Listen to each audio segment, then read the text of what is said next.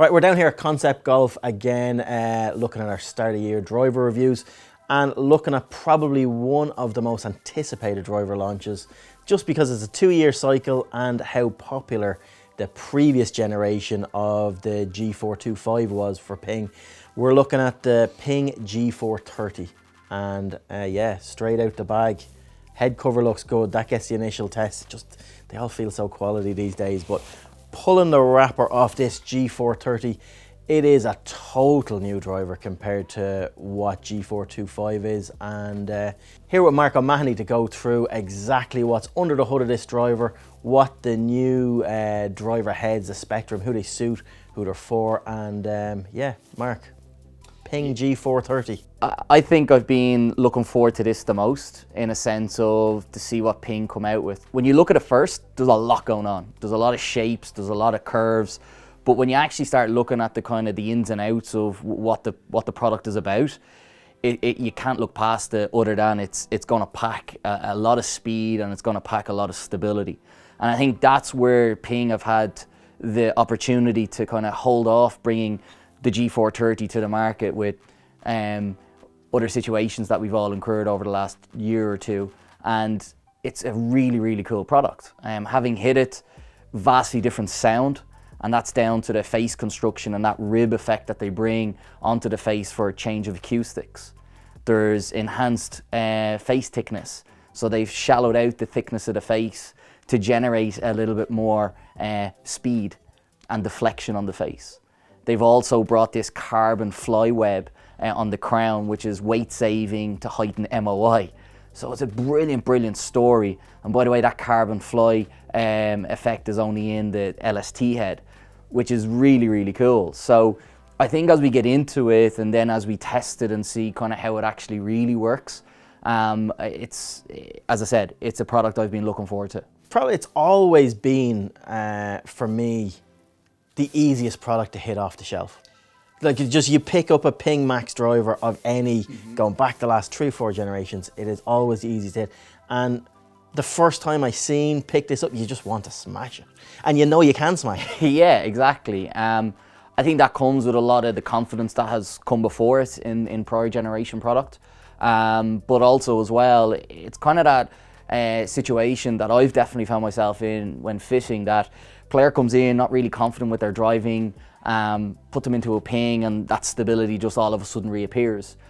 When you have a player who's kind of lacking a little bit of confidence in their driving, definitely for me, seeking a Ping driver or the setup of a Ping driver will reinstill that, and that's all that individual is looking for at the start. But then the offering within a Ping product does allow a little bit more energy, does allow a little bit more kind of performance. And I think you're getting the best of both worlds with the G430 in both heads. You're getting that extra speed, change kind of acoustics, and we associate sound to feel. So if you're giving that player that kind of sound that you've hit it that little bit kind of harder in sound, if you will, or just acoustically different, you feel you're getting more out of it. But it is backing up with what they're saying. There is more speed in it. There's no question about it. So it's a really, really kind of interesting product. So what Ping have done different, and like we have a different face like we've touched on. Yep. They've internal rib structure that's different in this. I'm just going through the sort of DNA across the 3 driver heads that we'll say. So the internal rib structure helps with stability, helps with MOI, and also changes the acoustic sound that this driver produces. It is a very different sound than the old, it does sound very different. It does. You've gone from that kind of high-pitched sound to kind of a little bit more of a dull. And it will have an impact on what the player kind of hears to what they're going to align to feel. But it is going to pack a punch. And I really think in the likes of the LST model over the Max model, the change in the kind of the construction with introducing carbon, you have to shift weight around. And equally kind of bringing in a slightly different kind of positioning of weight in the Max head, it's only going to offer more stability for that player seeking it, which is again the interesting side of what way Ping have positioned both products. You can have something with energy and you can have something with stability, and then it's just trying to find that balance for that individual. So like looking down on the crown, and they all have the similar type DNA on the crown. Like the turbulators or ridges or whatever as you call it, I don't know what. Like they're a lot more pronounced. They do now. Ping players like that. It does shape the ball really well looking down on it. I agree, and I think even between, whilst both crowns are vastly different, I think what Ping have done a sublime job of, they've really kind of framed the ball really well. And the one thing that I noticed when testing was the turbulators, or I call them aeroblades, they really kind of gravitate you to the ball for the angle that they're at. Now, obviously there's a specific angle for the airflow and the aero pack that kind of Ping have worked through, but they are kind of sharper, if you will, on the LST head to the max head, because there's just a different airflow required for each head. Going through each different head then, if we start off with probably the most sold, the most gamed one is going to be the max. The one that you're going to fit the most, the one you're going to see. What are we seeing from the max? Overall, you're just seeing more stability. So the same story in the face construction is enhancing kind of speed off the face. And like anything, when you increase kind of energy, you need a good stability to back it up. So the positioning of the weight, whilst also kind of capturing the subtleties in the change in curvature to harness that weight, has been kind of nice to see. Personally, to me, I'd always see a Ping product playing a little bit more upright. So thinking how they present the club to the ball and to the player, you're always going to have a little bit of face curvature there, which is also going to help you kind of straighten the shot or move the shot that little bit more right to left. Either way, it's moving away from a cut shot, losing energy. So that for me with the max head is a key kind of outlet to giving that player a bit more overall performance. I think it's also important to say that between kind of the three heads, but also the two heads, the LST and the max head, you might see it with the SFT as well, but definitely in the max head, you're going to see these on tour. It's not that they're just gravitated to the better player in the LST. Like you will see kind of Seamus Power was gaming the max. He was gaming the max for a good while. So I think that's the cool thing. So that's why it's important that the consistency of the story within the three heads is the same, i.e. the face technology, and naturally the weight distribution is going to be subtle within each head for different purposes. So it's max head, we won't look past it because it's going to be, as you said, a very kind of common club to start with, and could be kind of a key recommendation within a driver fitting. It's a tough one that you're going to get so many people in for fittings over the next year that will have the G425 in their bag. Is there enough here in the max to get them off the max on the 25 and into the max on the 430? For me right now, I'll be looking at, okay, what is the energy differential between G425 and G430, number one.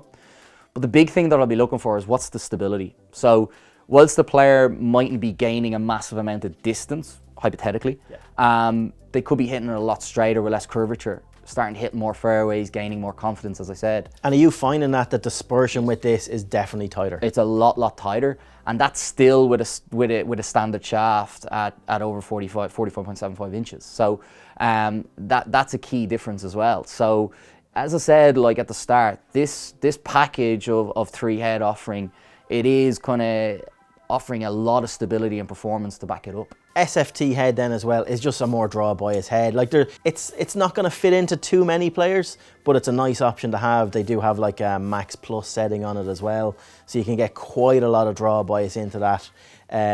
It does have a lot of the same characteristics as the max. It's just obviously in a more heel weighted product. And that's exactly it. I think when you shift the CG, if you will, into the heel, while still maintaining good MOI, you're going to create just a slightly different feel, and you're allowing the product to move just that little bit easier for that certain individual. Might be geared towards someone with a slightly lower ball speed, who's just, again, is going to hit a lot of fairways, but is just looking to eke just that little bit more speed. So again, when you start shifting the weight from toe to heel, you are changing the orientation of the face.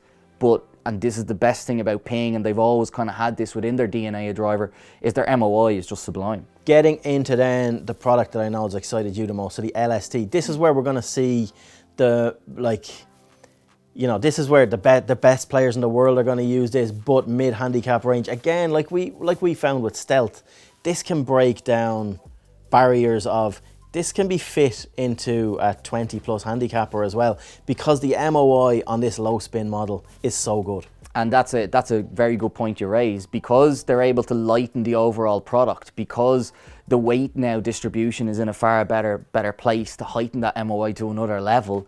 It's exactly that. It's inviting that kind of higher handicap player, different category of player into trying the LST. And it's quite interesting.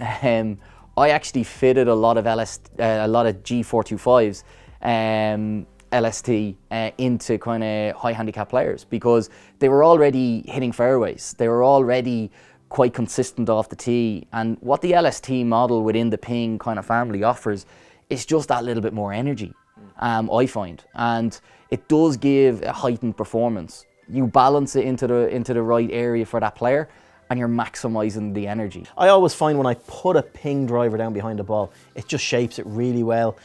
I never have a problem with alignment, and Ping are great with that. Like, they don't need any sort of markings, and they don't need to put a logo or a little alignment aid, because the turbulators do that for you. You're led naturally into that. I find that really good, especially in the game improvement side of things, that people's eyes are naturally drawn towards that. Looking down on the crown of the LST, that's where you're going to see the visual difference of Ping have obviously added in the carbon crown. It's like a half carbon wrap crown. Carbon fly is how they kind of tagged it. That's the first time they went down that route since, I think, 2006. They had a Rapture driver that had a carbon crown on it. Yeah, the two generations of Rapture. Yes, it's the first time they went with carbon on that. So how is that affecting the performance of the LST, and what does it do for the overall sort of chassis structure and offering for the LST model? Well, I think what it does is naturally it's going to shift the weight, but what it's actually going to really influence is spin. And I think this is where the acoustical sound that you're hearing, or the change of that sound, is coming from the introduction of the carbon fly. But with having still the body or the underlay of the club being titanium, that's where you're kind of moving your weight along that axis, and that's where you're getting the low spin because of that introduction of the carbon fly. What's your biggest takeaway from this family of drivers? Biggest takeaway is sound, visual, and feedback of shot. It's lived up to what I've been hearing. Like, I think Jason Day is out of contract with all companies. He's kind of free agent, and he's got G410 in the bag, and he was kind of, again, reading a report, he was really excited about G430, and what he spoke about was how little spin and workability it offered. Now, you can't kind of mix spin and workability, because if you've too low spin, you're losing the ball as much as you've too high spin. So it's that balance that he found he was able to achieve with G430, and just something that kind of invigorated him to kind of put it in the bag. So I think it's going to be really exciting. I think Ping players, I beg your pardon, are going to be kind of probably a little kind of drawn to the sound, because it's very different to anything before it. But I think the performance will speak volumes to the sound and back up the performance that they're getting equally to the sound change. It really does stack up numbers wise to anything that's out there, like, and it outperforms a lot of people that you wouldn't expect it to outperform in certain heads. Yeah, and I think on that point you raise, like within the LST model, it does offer a lot of speed. There's no question, and we've got the numbers to back that up. But this is an offering of product in a speed kind of story per se, that still carries a 45-inch shaft.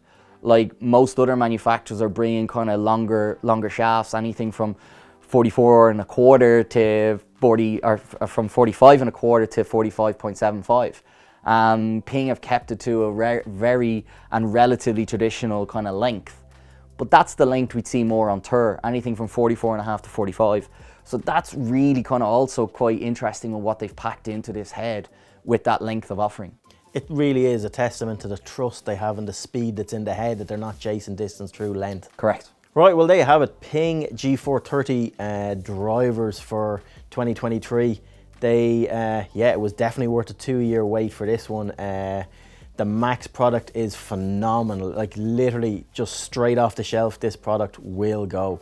You just have to show it the ball. You don't even have to hit it. Across the spectrum then, the LST head, really, really solid performer.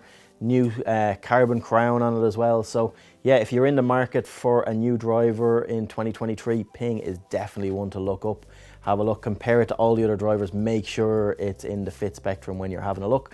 And we're going to be doing more videos testing, getting some raw data, testing Ping up against all the other drivers for this year, seeing what suits Mark in his bag, seeing what suits in my bag, and all of the staff at Irish Golfer as well, just to see how they all stack up together for different categories of player and who they suit for the year. So yeah, like most drivers, there's nobody making bad drivers this year. There is no bad driver in the product range for 2023, but Ping definitely stands out head and shoulders above a lot of product offerings, both for looks, feel, and just straight off the shelf forgiveness. So definitely have a look, have a try, have a feel of these drivers for 2023, and you will not be disappointed with what they offer.